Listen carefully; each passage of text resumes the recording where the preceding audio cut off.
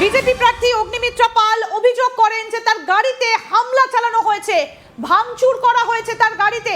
এই মুহূর্তে সেই ছবি আপনাদেরকে আমরা দেখাচ্ছি। আসানসোল দক্ষিণে ভোটের দিনে উত্তেজনা। আসানসোল দক্ষিণ বিধানসভা কেন্দ্রের রহমতনগর এলাকায় উত্তেজনা।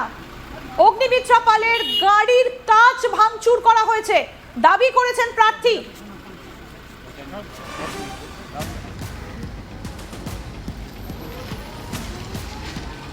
আমাদের সঙ্গে রয়েছেন আমাদের প্রতিনিধি অনিল গিরি। অনিল, ঠিক কি ঘটেছে? দেখো, এই মুহূর্তে আমি রয়েছি সেই আমার সামনে রয়েছে সেই গাড়ি, অগ্নিমিত্রা পলের সেই গাড়ি যেটা গাড়িতে হামলা হয়েছে আসানসোল দক্ষিণ বিধানসভার রহমতনগর এলাকাতে। এই ঘটনাটি ঘটেছে যখন অগ্নিমিত্রা পাল ক্যান্ডিডেট হিসাবে রহমতনগর এলাকাতে গিয়েছিলেন। যখন তিনি ফিরছিলেন তখন দেখা যায় যে গাড়ির ঠিক পেছনে যে উইন্ডশিল্ড ছিল কেউ পাথর দিয়ে স্টোন পেল্টিং কারণে দেখতে পাচ্ছ যে এই যে গাড়ি এখন আমি রয়েছি, অগ্নিমিত্রা পালের এই গাড়ি রয়েছে, সেই গাড়ির পুরো উইন্ডশিল্ড পুরোপুরি ভেঙে যায়। দেখতে পাচ্ছ যে এই যে দেখো, এই গাড়ির যখন উইন্ডশিল্ড ভেঙে যাওয়ার পর পুরো কাঁচ গাড়িতে রয়েছে। অগ্নিমিত্রা পালের যে সিকিউরিটি গার্ড ছিল, অগ্নিমিত্রা পালের যে সিকিউরিটি গার্ডরা ছিল সেই বলা হচ্ছে যে আহত হয়েছে। এই ঘটনা পরে আমরা দেখেছি যে অগ্নিমিত্রা পাল যে হীরাপুর থানা অন্তর্গত এই ঘটনাটি ঘটেছিল সেইখানে তিনি পৌঁছে যান, আর তারপর ওখানে পুলিশকে ইনফর্ম করার পর আবার সেই এলাকাতে যান যেখানে ঘটনাটি ঘটেছিল, রহমতনগর এলাকাতে যান। আর সব থেকে বড় যে কথা রয়েছে, যখন তিনি রহমতনগর এলাকা থেকে বেরোচ্ছিলেন তখন দেখা যায় যে তিনি হেলমেট পরেন। তিনি বলছেন আবার এরকম ঘটনা ঘটতে পারে, সেই কারণে তিনি হেলমেট পরে পুরো এলাকা থেকে এই মুহূর্তে দেখো আমি অগ্নিমিত্রা পাল আসছেন এই যে একটা গুরু নানক মিশন স্কুল যেখানে ভিজিট করতে এসেছিলেন তিনি। আমরা সরাসরি অগ্নিমিত্রা দিদির সঙ্গে কথা বলার চেষ্টা করব কি ঘটেছিল। লাইভ আছে একটু। হ্যাঁ দিদি, কি ঘটনা ঘটেছিল? হ্যাঁ, সকাল থেকেই বেরিয়েছি, বুথে বুথে যাচ্ছি। আর রহমতনগর আমাদের যে মাইনরিটি বুথ, সেখানে একটা বিল্ডিং এ অনেক বুথ আছে, সেটাকে দেখে আবার আরেকটা বিল্ডিং এ গেছি। সেটাও সুপারভাইজ করে ফেরার সময় গাড়িতে উঠেছি আর বিরাট বড় একটা থান ইট ছুঁড়ে মারলো, গাড়ির পিছনটা পুরো চুরচুর হয়ে গেল।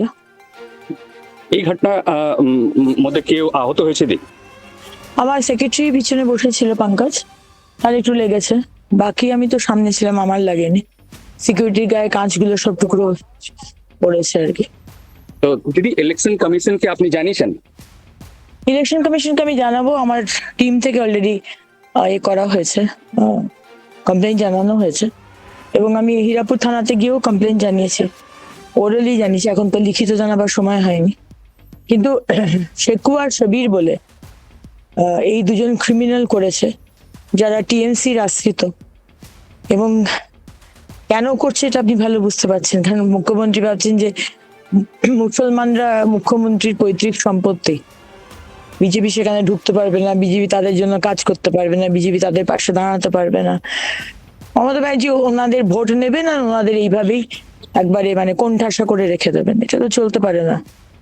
তাই আমাদের ওখান থেকে রহমতনগর থেকে একবার দেখে আবার ওখানে ফেরত গেলাম, দেখে আবার আরেক জায়গাতে গেলাম, সেখানে আবার লোডশেডিং করে দিচ্ছে। সকালে বেরোবার সময় আপনাদের বলেছিলাম আমি যে লোডশেডিং করবে, ঠিক দেখুন কথায় কথায় সব মিলে যাচ্ছে। সেখানে প্রায় 8 ঘন্টা লোডশেডিং ছিল, সামনে জেনারেটর লাগানো রয়েছে, জেনারেটরে তেল ছিল না। মানে কিরকম প্ল্যানিং করে সব করা হচ্ছে, তো এগুলো তো আমি আগেই বলে দিয়েছি। দিদি, তারপর আপনাকে দেখা গেল রহমতনগরতে আপনি হেলমেট ইউজ করে ওখান থেকে বেরোলেন। হেলমেট তো পরতেই হবে, মাথাটা দেবে চোট, মাথায় মেরে তখন তার দায়টা কে নেবে? আমাকে তো নিজেকেই বাঁচাতে হবে। আর যে রাস্তা দিয়ে পাথর মেরেছে সেই রাস্তা দিয়ে আমাকে বেরোতে হয়েছে, তাই হেলমেটটা পরিয়ে বেরোলাম। ইলেকশন কমিশন এত ব্যবস্থা পড়ো আর আপনার উপরে এরকম হামলা, কি বলছেন আপনি, কি মনে করেন এটা? দেখুন, আমি বলতে পারবো না, এখানে পুলিশ তার দেখা দরকার। আমি তো নামও বলে দিচ্ছি, শেকু আর শবীর। ইলেকশন কমিশন তারা দেখবে, আর আমার গাড়িতে ক্যামেরাও আছে, কি বলে না যে ক্যামেরাটা পিছন দিকে দেখা যায়, তো সে ক্যামেরা দিয়েও দেখতে পাবে যদি দেখা যায় যে কে মেরেছে। এটা বরাবরই হয়েছে, 2021-এও আমার উপর মেরেছে, স্টোন বেল্টিং করেছিল, আপনারাও ছিলেন আমার সাথে। 2022-এ বাই ইলেকশন, সেখানেও বারাবণীতে আমার উপর অ্যাটাক হলো, আমার গাড়ি ভাঙচুর হলো। আবার এখানে 2026-এ আবার রহমতনগরে, মানে রহমতনগর বাংলার বাইরে, পাকিস্তান বা বাংলাদেশ, রহমতনগর আমার দেশের মধ্যে নয়, আর বিজেপি হলে রহমতনগরে ঢোকা যাবে না, এটা তো মানবো না। আপনি যত খুশি মারুন, তাও অগ্নিমিত্রা পাল যাবে। এখন ভোট প্রায় এখন 3:45 হতে চললো। এখন পর্যন্ত কোথায় থেকে কিছু খবর পেয়েছেন, কোনো গড়বড়ি খবর? নিমচা থেকে খবর পাচ্ছি যে ওখানে গন্ডগোল একটা হচ্ছে, ব্রিউ করছে, সেখানে রিগিং করার একটা কথা শুনছি। আর ওখানে আছে অর্জুন সিং বলে, অর্জুন সিং এর নামও আসছে। এখন আমি জানি না অর্জুন সিং নাকি ঢুকেছিল ভিতরে, রিগিং করেছে বাইরে, তারপরে এসছে। আমার কার্যকর্তাকে নাকি মারা হয়েছে, তুলে দেওয়া হয়েছে, এসব অনেক কথা শুনতে পাচ্ছি। এখন নিমচাতে যাই, তারপর গিয়ে দেখি যে কি হচ্ছে এক্স্যাক্টলি। দেখো ইন্দিরা, আমরা কথা বললাম অগ্নিমিত্রা পল যে বিজেপি ক্যান্ডিডেট রয়েছেন আসানসোল দক্ষিণ বিধানসভা থেকে, তিনি সরাসরি এলিগেশন লাগাচ্ছেন যে এটা টিএমসি আশ্রিত দুষ্কৃতীরা ঘটনাটা ঘটিয়েছে, আর যে ঘটনাটি ঘটেছে সেটা মুসলিম ডমিনেটেড এরিয়া। আর তিনি বলছেন যে পুরো মৌখিকভাবে তিনি হীরাপুর থানা থেকে জানিয়েছিলেন, আর তারপর আবার তিনি ওই এলাকাতে যান। আর আমরা দেখেছি যে যখন তিনি ওই রহমতনগর এলাকা থেকে ফেরার সময় হেলমেট পরে বেরোচ্ছিলেন, আর তিনি বলছেন নিজের প্রোটেকশন জন্য তাকে পড়তে হয়েছে, কেন কি সেই রাস্তায়, কেন কি যেখানে ঘটনাটি ঘটেছিল সেই রাস্তাকে ফলো করে তাকে আবার ফিরতে হবে, আর সেই কারণে তিনি হেলমেট ইউজ করেছিলেন। পুরো সব মিলিয়ে তিনি বলছেন যে বিভিন্ন রকম, তিনি বলছেন যে সকালেই তিনি এলিগেশন লাগিয়েছিলেন যে এইরকম ঘটনাটি ঘটতে পারে, যে লোড শেডিং হতে পারে। আর তিনি অভিযোগ করছেন যে লোড শেডিং ঘটনা ঘটেছে, আর যে এখন তিনি জানালেন যে নিমচা এলাকাতে এরকম এখন লোক একাঠা হচ্ছে। আর তিনি বলছেন যে টিএমসি যে অর্জুন সিং একটা নাম নিয়েছেন, তিনি বলছেন তার নেতৃত্বে ওইখানে লোক জড়ো করা হচ্ছে, আর তিনি বলছেন ওখানে রিগিং হতে পারে, এরকমই দাবি করেছেন অগ্নিমিত্রা পল। একদমই। এবং যে অভিযোগ উঠছে, তুমি যে ছবিটা দেখাচ্ছ অনিল আমাদেরকে, যে রীতিমতো তার গাড়ি ভাঙচুর করা হয়েছে, যদি আমাদেরকে একটু দেখানো সম্ভব হয় যে ঠিক কি অবস্থা সেই গাড়ি। দেখাবো, দেখো এই সেই গাড়ি, যেই গাড়িতে অগ্নিমিত্রা পলের গাড়িতে হামলা হয়েছে। আর দেখতেই পাচ্ছ যে ব্যাক উইন্ডশিল্ড যে রয়েছে পুরোপুরি ভেঙে গিয়েছে, দেখতেই পাচ্ছ পুরো যে ব্যাক উইন্ডশিল্ড, এখানে ক্যামেরা রয়েছে। তিনি যখন আমরা এখন কথা বললাম তিনি বললেন ব্যাক ক্যামেরা রয়েছে, যে কে ঘটনা ঘটেছে সেই গাড়িতে ক্যামেরা রয়েছে, আর ক্যামেরা থেকে বোঝাই যেতে পারে কি কে ঘটনাটি ঘটেছে। আর আমরা এখন দেখাতে চাইবো, দেখো অগ্নিমিত্রা পল এইখান থেকে যে বলেছেন যে নিমচা যাবেন, এই মুহূর্তে দেখতেই পাচ্ছ যে তিনি গাড়ির সামনে বসে রয়েছেন। Guru Nanak mission high school তিনি এসেছিলেন, এখানে একটা বুথ রয়েছে, বুথের সামনে তিনি বুথ ভিজিট করার পর এখন তিনি নিজের কার্যকর্তার সঙ্গে কথা বলছেন।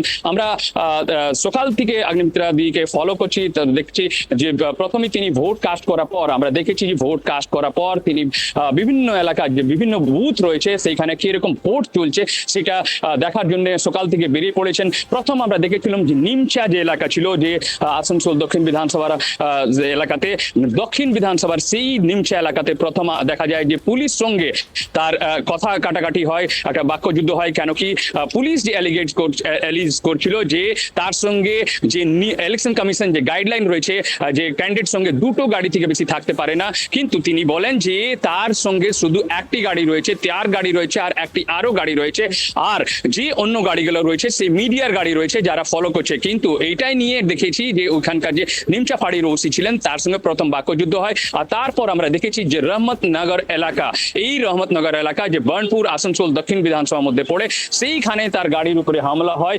আর আমরা দেখেছি যে তিনি বললেন যে তার যে পিএ ছিল তাকে এই যে উইন্ডশিল্ডের যে কাজ ছিল, কাজ থেকে তাকে আঘাত লাগে। আর তিনি তারপর থামেননি, তিনি পৌঁছে যান হীরাপুর থানাতে। ওইখানে যে ওসি রয়েছেন তাকে মৌখিকভাবে জানানোর পর সেই ঘটনাস্থল তিনি আবার ফিরে যান যেখানে ঘটনা ঘটেছিল রহমতনগর এলাকায়। আর তারপর ওইখান থেকে আমরা দেখেছি যে তিনি হেলমেট পরে, একটা ক্যান্ডিডেট বিজেপি ক্যান্ডিডেট হয়ে তাকে প্রোটেকশন নিতে হচ্ছে। তিনি যে এত সিকিউরিটি থাকা সত্ত্বেও তিনি তাকে এনশিওর করা যাচ্ছে না কি তিনি প্রোটেক্টেড রয়েছেন। সেই কারণে দেখা যায় যে তিনি যখন ওই এলাকার রহমতনগর এলাকা যেখানে ঘটনা ঘটেছিল সেই এলাকা থেকে তিনি হেলমেট পরে বেরোন। আর এটা অবশ্যই এটা একটা আনইউজুয়াল পিকচার দেখা যায়, যেখানে একটা ক্যান্ডিডেট আর বিজেপি ক্যান্ডিডেট মহিলা সেই এলাকা থেকে যেখানে ঘটনা ঘটেছে সেখান থেকে হেলমেট পরে বেরোচ্ছেন।